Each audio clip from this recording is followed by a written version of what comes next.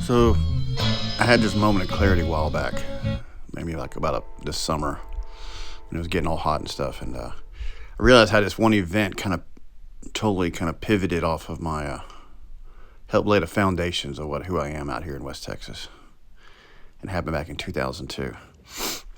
So what happened was that when I was over there at James's studio, it wasn't really a studio; it was like this old barn in the back. James Evans, he's a photographer. I got set up over there and did like my Quasar artisan residency in his barn for about 6 months. And so I was getting used to just hanging out here in this town. They didn't think I'd last out here that long, but with enough beer and music blasting and coffee, you can do anything. So as I was set up over there, it was like midway through during the summer, I was already 3 months into the thing. I was walking across the parking lot, and James's studio or photo gallery was right next to a B&B called Adobe Rose. And I got to know the people at Adobe Rose too.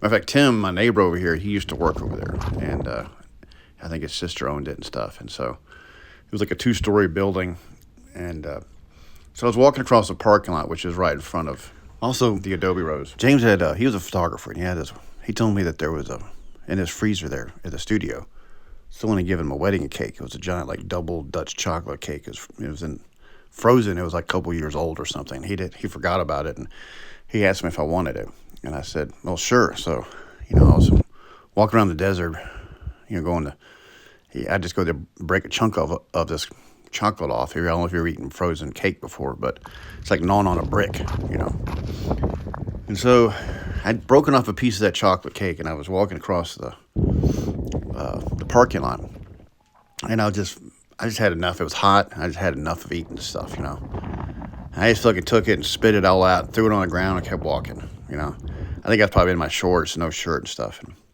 so I walk over there, and then later that afternoon, I saw Tim, and Tim saw me, and he just started laughing. He said, that was classic. And I go, well, what was classic? He goes, well, you were out there spitting out that whatever the hell you're eating.